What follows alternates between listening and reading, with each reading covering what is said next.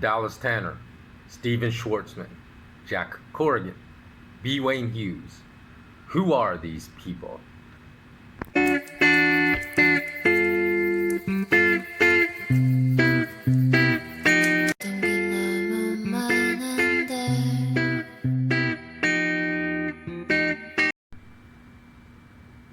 Welcome to another SK Wealth Academy podcast.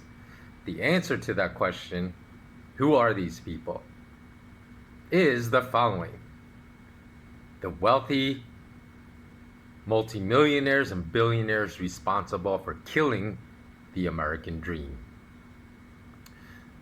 Now, in a recent Patreon-only podcast that I made for my patrons, I discussed the necessity of finding purpose in life.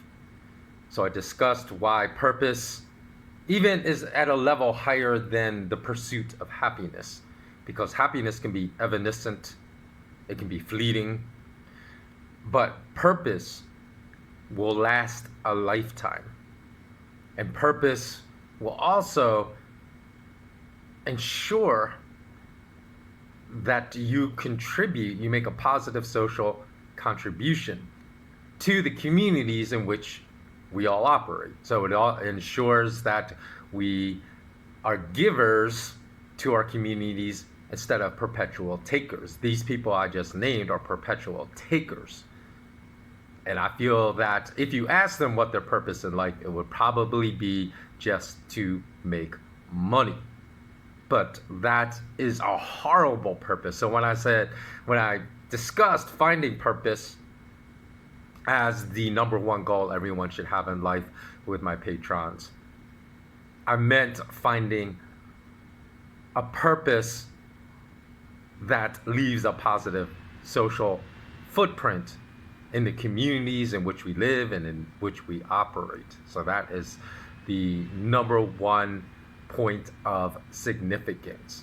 Now, who are these people I just named? Dallas Tanner is the CEO of Invitation Homes. Invitation Homes is owned by Blackstone Group, of which Steven Schwartzman founded. Jack Corrigan is the CEO, and B. Wayne Hughes is the billionaire founder of American Homes for Rent. So what are these organizations? I'll get into Invitation Homes, Blackstone Group, American Homes for Rent, because what these particular organizations have done since the 2008 global financial crisis has made the American dream that typified the middle class, which has rapidly shrunk since 2008 and is barely hanging on by a string in the United States of America.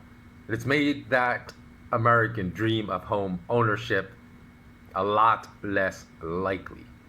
And in a way, those people that I just named are worse than slumlords, because they employ the exact same tactics as slumlords, but on a much larger scale to the entire middle class, what is remaining of the middle class in the United States of America. Now,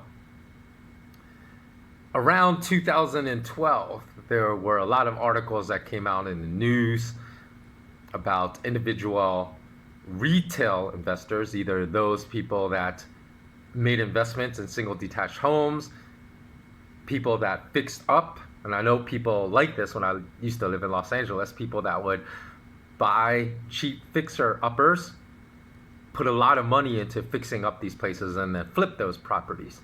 And they made a good living doing this.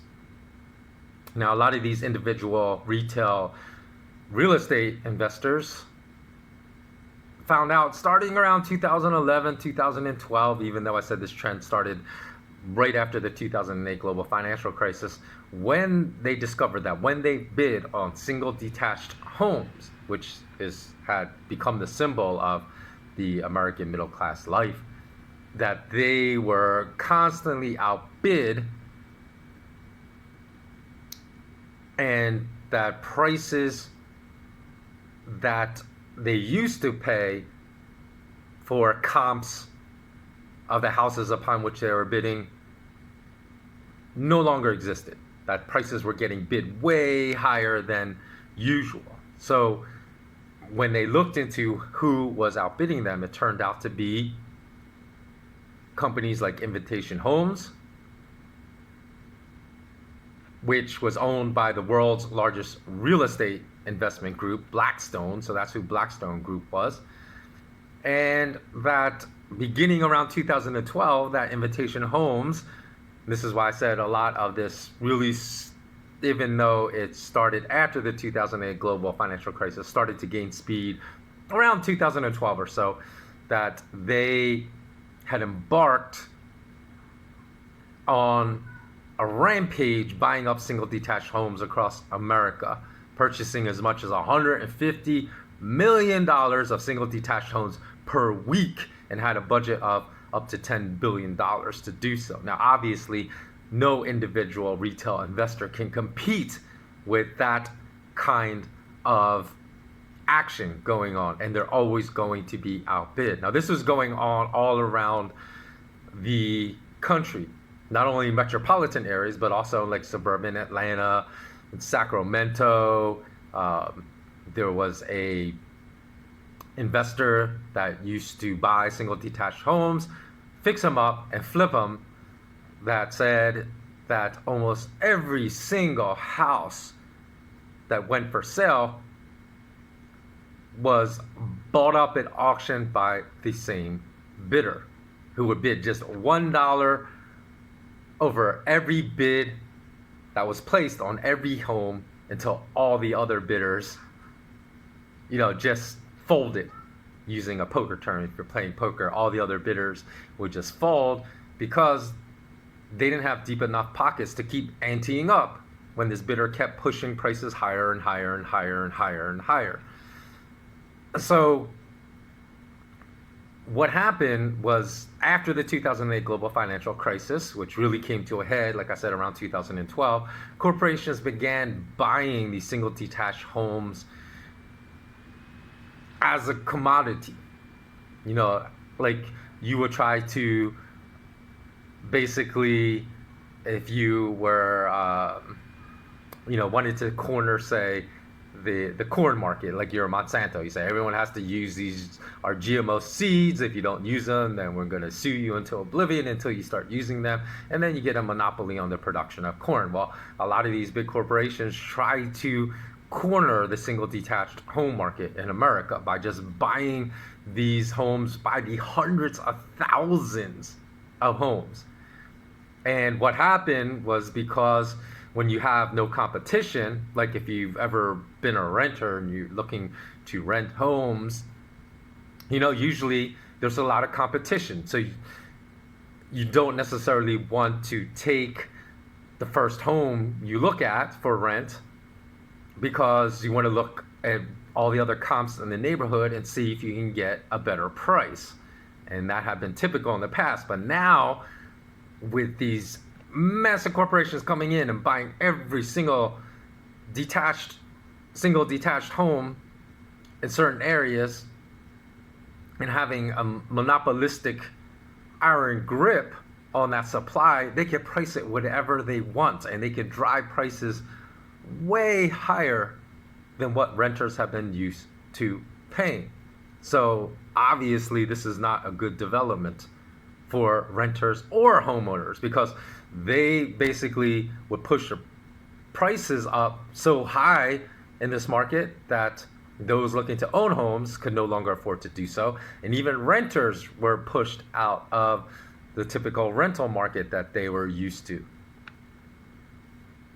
And by 2012, they said private companies in America had already hoovered up about 300,000 single detached homes.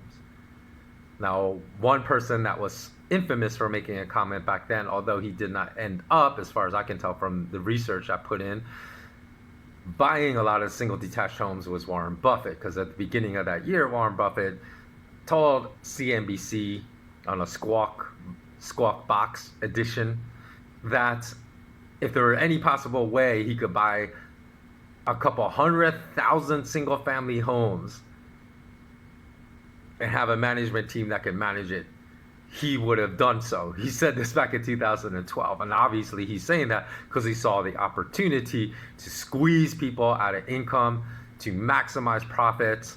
And he knew with the millions of Americans that lost their homes in the 2008 global financial crisis, there was an opportunity to set the price in the market and that people would have to pay the price, whatever price was set, even if it was well above market rental rates in the past. Now, it's ironic that someone like Warren Buffett had once called financial derivatives weapons of mass destruction. And if you listen to my podcast I posted publicly on my SK Wealth Academy YouTube channel about the Archegos home office implosion, you know that one of the primary reasons for the worldwide economic lockdown that pushed hundreds of millions of the poorest of the poor into the verge of starvation, and I firmly believe that 2021 millions of people are starving to death, and it's being silently ignored by the mass media, because the mass media for the most part are heartless people that are just puppets for the oligarchs. Because there's no way, there's no possible way, right, that organizations that looked at it, even the United Nations, who I really don't trust that much, they gave figures that as much as 260 million people were likely to be pushed into the verge of starvation by the end of 2020 if lockdowns continued. We all know they continued for the duration of the entire year 2020 all around the world. So what happened in 2021? Because in Western nations, the economies only started to open up about by mid 2021, around June of 2021. That's already half the year's over. So what happened to those hundreds of millions of people that are pushed into the verge of starvation? You don't think that they had a hard time surviving for the first 6 months, being unable to work? And in Asia, many Asian nations continued to lock down, even if they weren't opening up in mid 2021 in June. So like in India, those 3,000 people a month that are being reported as dying from a second, third wave or whatever it is, fourth, fifth wave of coronavirus, that's nonsense. They're dying, the majority of them have to be dying from hunger, starvation, compromised immune systems due to poor nutrition, due to not having enough food to eat, from being unable to work for the duration of 2020. Okay, so when we look at, and again, one of the major reasons for this lockdown, if you've watched my Archegos Financial Implosion podcast I publicly posted on YouTube, you know it had to do with keeping the interest rate derivative market, which nominally was in the trillions and trillions, tens of trillions of dollars, from imploding. So they basically, if you lock down the world's economy, you prevent interest rates from rising, which would have destroyed tens of trillions of dollars in nominal amounts of interest rate-based derivative contracts. But I've already spoken about that in length. So if you're interested, just go to my YouTube channel. You can watch that there. But I say it's ironic that people like Warren Buffett would speak about financial derivatives, even though he's spot on being weapons of mass destruction, because the exact mentality he has, looking to exploit millions of Americans by buying up the single detached home market in the hundreds of thousands. He publicly went on air at the start of 2012. It is that mentality that is the true weapon, financial weapon of mass destruction, because it's that total disregard for humanity, looking at other people as ants and wanting to crush them and make your money off of stepping on their bodies and turning their bones into dust. That is the real weapon of mass destruction. Now, 2011, about a decade ago, the household income for 1 out of every 5 Americans was under $20,000. That is correct. That's according to official U.S. government statistics. The household income, the household, not per capita, the household. 1 out of every 5 households in America earned cumulatively $20,000 or less. And that amounted to 60 million people. Now, there's more than 300 million Americans now, so we know that that's particular segment of society that is just surviving, not really living. Because if you earn as a household $20,000 a year, you're barely surviving, right? You're hanging on by the threads of life to survive. That's 60 million people. These are the people being exploited by the people I named to open up this podcast. Now, I told you that this was happening all over America, not just only major metropolitan areas, but also in suburban areas. One that, and I'll put a link in the show notes below, that Atlantic magazine took a look at was Gwinnett County, which is a suburb of the metropolitan Atlanta area. Now, the tenants that were forced to rent homes from these big corporations that sucked up hundreds of thousands of homes and turned them into rental homes, they said that because of what happened after the 2008 global financial crisis, when all these leeches came in to hoover up the homes that banks foreclosed on, the millions of Americans that lost their homes during the 2008 global financial crisis, that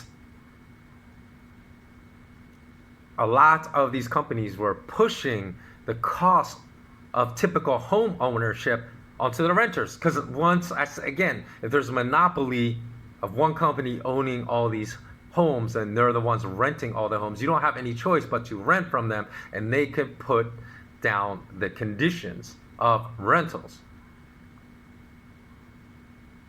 So a lot of these conditions included pushing back the maintenance costs to renters that typically only homeowners would have to take care of. So this included having to fix broken pipes, any kind of plumbing problems, broken windows had to be repaired by the renter, with all costs picked up by the renter. And one of the companies I named to start this podcast, American Homes for Rent,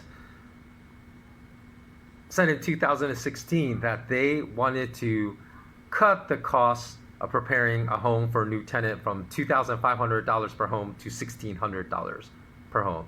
So that's a huge slash in cost, right? That's $900 divided by 2,500. So they're cutting costs by more than 33%. And they specified another one of these companies called Colony Starwood. Okay, they had rental contracts that were 34 pages long because they pushed all the responsibilities typical of homeowners, not renters, back onto the tenant, onto the renter. So some of these responsibilities in their contracts for which the renter was responsible for included landscaping, quote, routine insect control, replacing air filters in central air systems,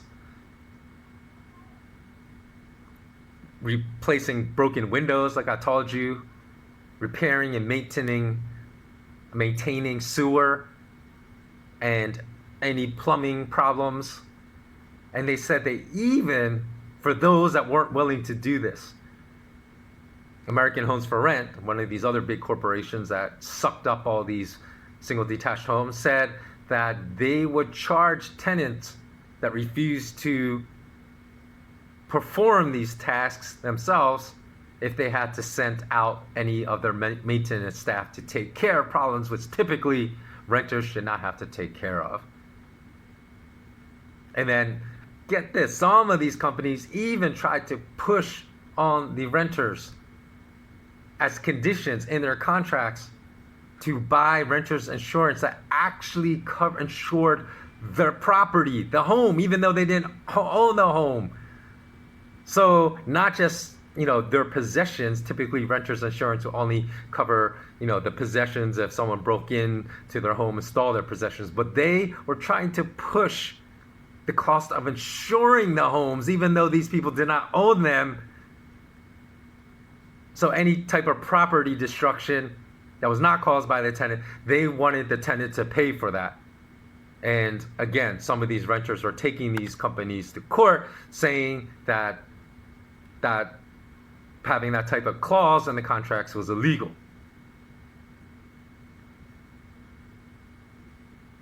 And this is how foul these companies are. Because like I said, a lot of these companies, right, they became publicly traded. And so their bottom line became to maximize the stock price at all costs, which of course means the renters are the ones that are going to be screwed, like Invitation Homes, right? Now, it became the policy, unspoken policy, of some of these big corporations to not return the deposits, which typically can be a 1 month deposit or several $1,000s, right, to rent a home. 1 month deposit, or sometimes even 2 months deposit. Their policy, unspoken policy, became to do whatever it took to try to avoid returning these deposits, no matter even if the renter left the home in the exact same condition in which they moved into it, in which case they should get 100% of their deposit back. Now, I also know, even though I'd never rented a home, I did rent apartments, because I was really surprised one time when I remember I left one of the places I was renting as an apartment when I used to live in Los Angeles. I got my full deposit back, plus I got interest, right? I didn't even know that was law.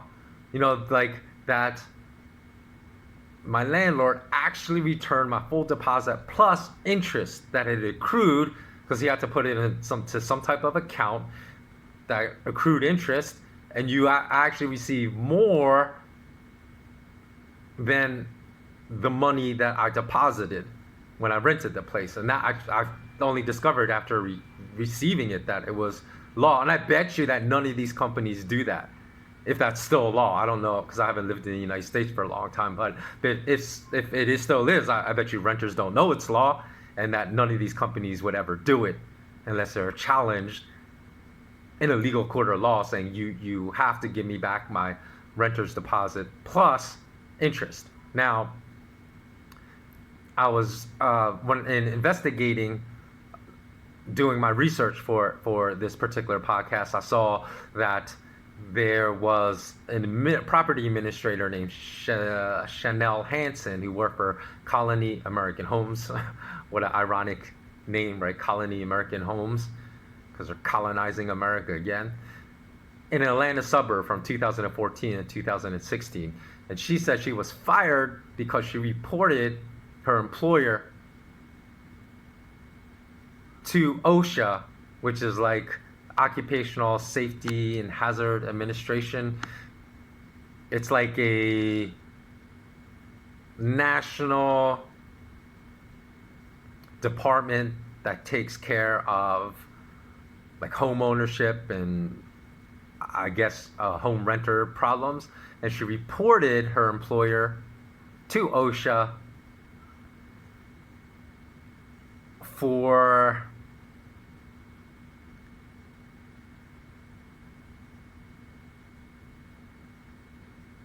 pushing, or actually for not maintaining the homes that they had rented out,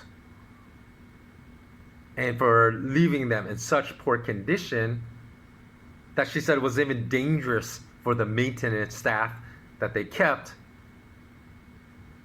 to try to fix those conditions. So after she did so, she said she was fired. And this is a complete joke to show you that they are worse than slumlords. That she said the company to manage 2,100 homes, guess how many maintenance workers they had to manage 2,100 homes? How many do you think they had?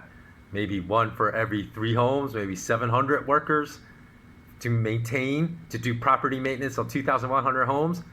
They had six maintenance workers servicing 2,100 homes. So obviously they weren't maintaining them properly.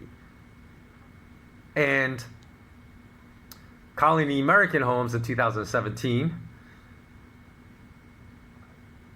or 2015 merged with Starwood Waypoint, another one of these companies that hoovered up tons of single detached homes. And then they merged with Invitation Homes. Okay, so the monopoly just was becoming bigger and bigger and bigger since 2012, because you had two mergers, one in 2015 between two of the biggest companies, and then they merged with the biggest company, Invitation Homes, in 2017.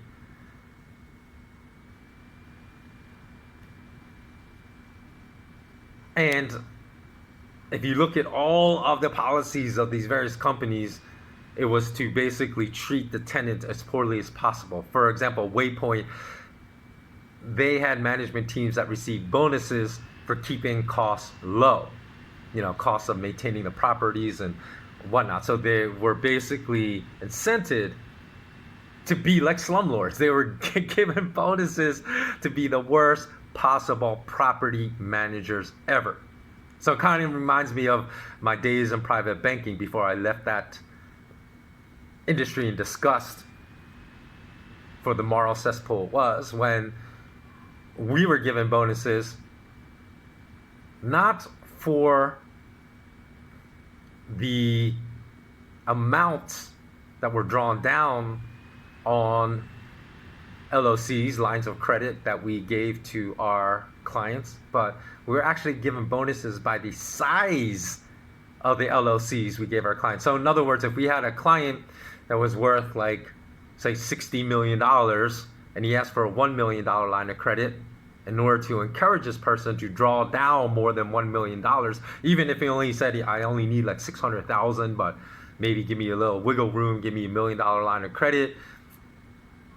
You can collateralize it with my $40 million real estate portfolio, whatever you want. We say, oh, well, you're going to offer that as collateral? I can give you easily $5 million line of credit. Why not give you $5 million line of credit? Because we wanted them to draw down as much as possible, because obviously they draw down, the more interest payments the bank gets. Even if they don't need it, we wanted to encourage waste, and we wanted to encourage spending that they weren't planning on.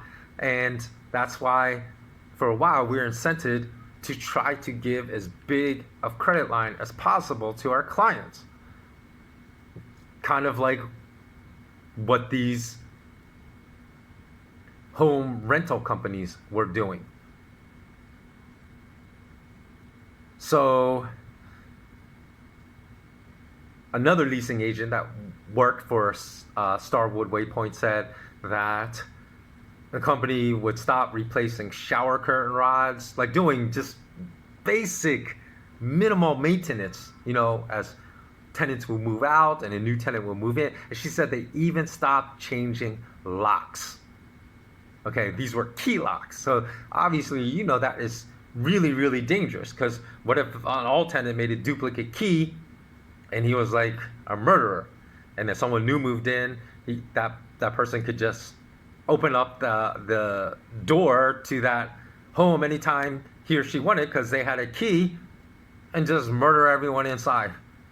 So there are basic safety issues that were being ignored by these rental home company managers. And like I said, there's another field manager of one of these companies that said they were instructed to do everything possible not to return security deposits to tenants, and tenants that did not receive their security deposits. For example, one tenant, she gave this example, she rented from Colony Starwood, and she was awaiting her $750 security deposit being returned, and said instead she was charged about $4,300 for repairs such as trimming the hedges, trimming the hedges on her lawn, repainting the walls, which is not her responsibility. And she actually had to take the company. She was smart enough to say, hey, you guys are just doing things that are flat out illegal. She took the company to court, and then the company finally returned her security deposit. She didn't have to pay any of these bogus charges that they tried to charge her and tried to get her to pay an additional like $3,500 to them just to move out of the place instead of receiving their $750 security deposit back. So this is just insanity. And this is why I say that these wealthy billionaires and probably like 100 millionaires, the CEOs of these other corporations, are the ones that have killed the American dream. Now it's kind of funny because they wanted to kill the American dream as far as being able to own homes that were symbolic of middle class wealth. But not only that, they wanted to kill the American dream of even, or not necessarily kill the American dream, but exploit the poorest of the poor Americans too. Because you know who one of the biggest buyers of mobile home properties in America was? Warren Buffett. You got it, of course, the same snake that wanted to buy hundreds of thousands of American homes to either overcharge first-time homeowners or to overcharge renters, because between 2000 and, let me see, where was I? I know I saw the stat that the number of new home renters after the 2008 financial crisis in regard to the number of new homeowners, it outpaced the new home renters, outpaced the new homeowners by 6.5 to 1. Let me see if I can find that statistic, because I know I saw that before I get back to the snake Warren Buffett. Oh, where is that? Okay, let me just talk about Warren Buffett. So for the people, like I said, 1 in 5 American households that own, which is more than 60 million now, that only make $20,000 a year or less, their only option basically, if they don't want to live like in a low rent apartment that typically has like no insulation, no sound insulation, you're subject to terrible neighbors, probably roach and rat infested and noisy all the time, their only other option is mobile home parks, right? So that's why Warren Buffett, he understood that, started buying up mobile home parks, because number one,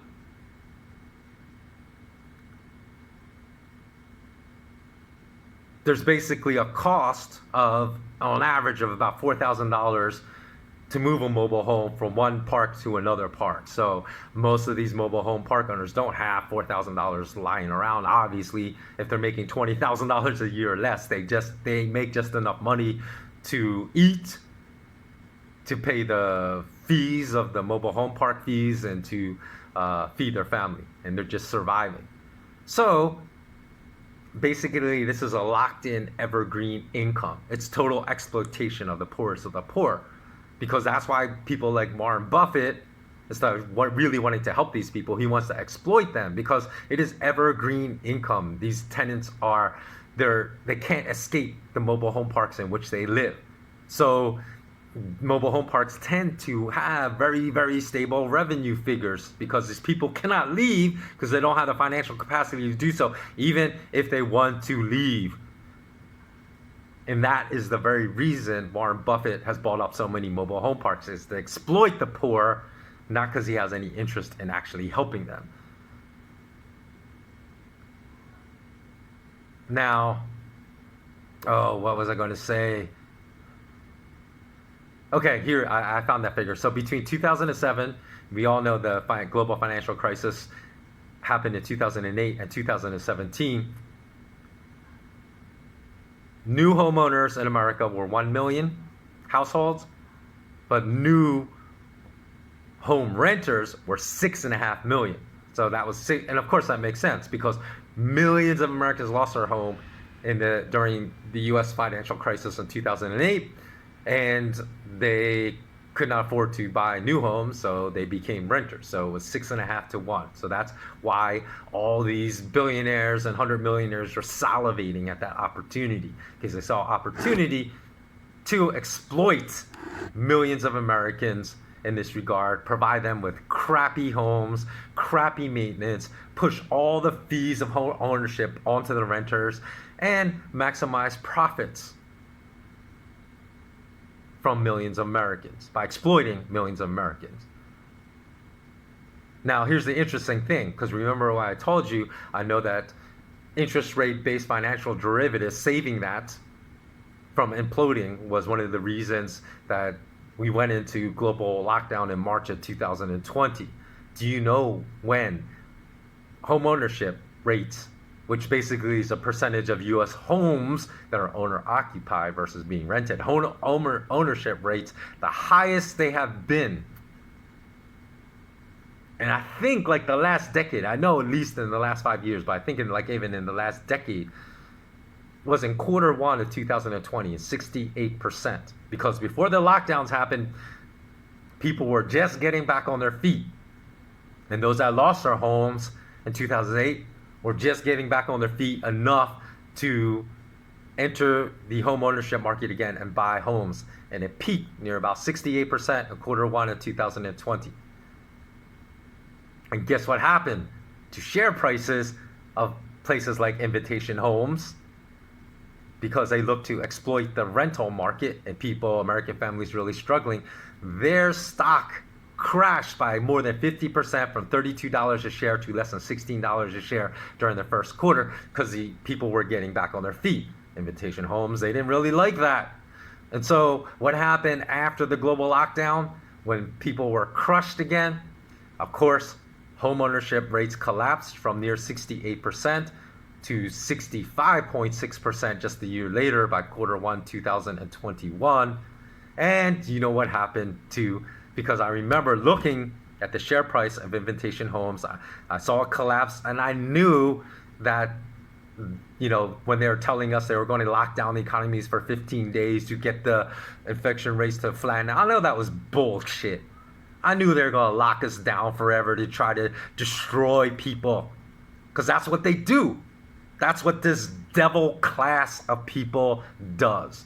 Okay, so I saw that, and I knew that Invitation Homes was going to skyrocket again once I saw its share price cut by more than half. But yet, although I discussed a lot of stocks that returned multiples meaning several 100% or more returns to my patrons, I never discussed this stock. You know why? Because even though I knew it was going to soar, and again it did, because it gained back all its losses, so it gained over 100%, and it went back after collapsing from 32 to less than 16. That's above $36 a share in the first quarter of 2021. You know why I never recommended it? Because I don't believe in profiting through the exploitation and crushing of bones of working class people.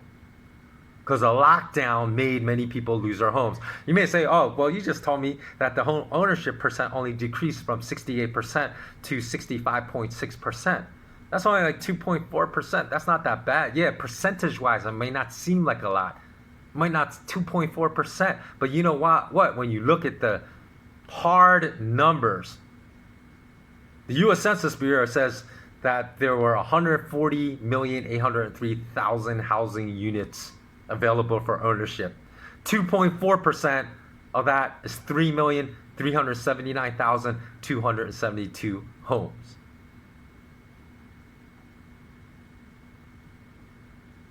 So the fact that home ownership went down by 2.4% meant millions of Americans, again, lost their homes for a second time during these year-long lockdowns. Now, so many people out there, probably some people watching this video, are so adamant about being on the side of the government, on the side of the state. Yeah, lock everyone down because it's for my safety. You don't understand what's going on.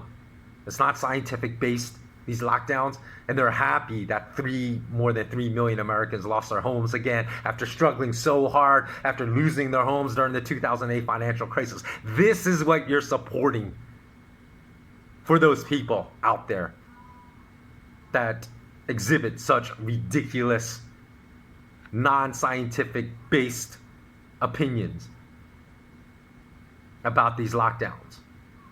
Okay, so by 2017, two major players, which I've mentioned already, Invitation Homes and American Homes for Rent, controlled 60%, about 60% of the U.S. home rental market. So what else do I have to say about this? Anything else? Let me see. Oh, this is the only thing I have to say, right? Because I live in the Eastern Hemisphere, I've seen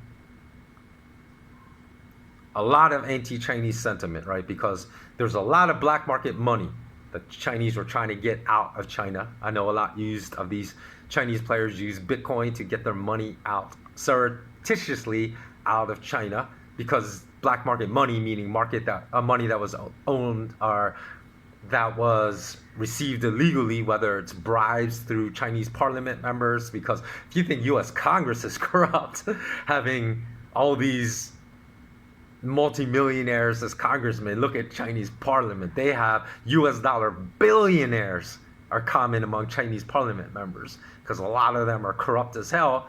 And then their children would come and buy Ferraris, Lamborghinis, Bugattis, Paganis, like overseas, get that money out, buy homes, drive up the housing market prices. At least that was a narrative we were being told, or I heard a lot in the news, right? Oh, look at all these Chinese buyers using this black market money to snap up all the housing, say in New South Wales, in Melbourne, in Victoria, in Australia. And we got to stop these Chinese from driving up the home prices, which make homes unaffordable to Australian citizens. And there was some truth. I'm not saying that was all just anti-Chinese racist sentiment. There was some truth to that was going on, right? But not to the extent that of all the headlines out there that may seem like Chinese were totally responsible for this, and not bankers just creating trillions of Australian dollars out of nothing. Like every other central bank. Oh, that didn't have anything to do with the soaring housing prices. It's all the fault of the Chinese. Chinese were part of the problem, but not 100% of the problem as it was being presented by the Australian press. Now, what they did was they took measures. They took measures even though the Reserve Bank of Australia, which is the name for the Australian Central Bank, just like the Federal Reserve is the name for the U.S. Central Bank. The Reserve Bank of Australia, their head of financial stability, Jonathan Kearns, said in a speech just in 2020, a year ago, not even a year ago, because it was the end of 2020, he said he estimated sales of homes to foreign buyers at 5% of the total home sales. So that 5%, right? Even if that 5% were totally Chinese, obviously they're not the only problem in driving home prices up to being unaffordable prices for Australians, right? But even at 5%, say it was 90% Chinese of those 5% of foreign buyers, right? Australia still took legal action to cap home ownership by the Chinese. For example, for new apartment developments in Sydney or Melbourne, foreign investors could only own 50% of all the new apartment properties that became available on the market. Chinese property buyers specifically had to put higher down payments than Australians on their property. So it put another level of difficulty in buying. And then, like I said, New South Wales and Victoria also added another 15% foreign duty onto the prices of properties. So they had to put a higher down payment, they had to pay more than Australian citizens for their properties, and the property ownership was capped. And this is only with foreign buyers buying up 5% of all homes in Australia. Now, so that's a part of the solution, to part of the problem. But in America, these companies, like what I say, they own 60% of the home rental market in America. American Homes for Rent, Invitation Homes, not 5%. Look at Australia. They're putting on these legal qualifications that for foreigners at 5%. But yet we have complete monopoly. Imagine if Chinese people own 60% of the single detached homes or new apartment developments in Australia. What kind of backlash there would be against Chinese people in Australia? It only like less than 5%. Invitation homes and American homes for rent control almost 60% of the U.S. home rental market, and yet there's no congressman, even though I just explained to you, and congressmen know what's going on, that millions of American households are being exploited by these companies. Their bodies are being stepped on, their bones are being crushed under the weight of greed and immorality and a lack of ethics of how these companies operate. But yet, there's no congressman saying we must cap for each company that they can only own 5% of the total home ownership rental market. Let's make home rentals prices more competitive. Let's not allow these companies to just be like slumlords, to shirk their duties, to not maintain homes properly, to keep them unsafe. There have been, when I said like they push the cost of fixing broken water pipes back to the homeowners, to the renters. They don't even own the homes. They're pushing these costs. And then if they don't fix it, then their homes get flooded. Then they have mold growing. They have all kinds of health problems. These congressmen don't give a shit about millions and millions of American families. So if you want to see something that's much worse than slumlords, if you want to know who's responsible for killing the home ownership dream in America, just look to two companies, Invitation Homes and American Homes for Rent. Thanks so much for watching. As always, stay intensely curious. And until next time, so long.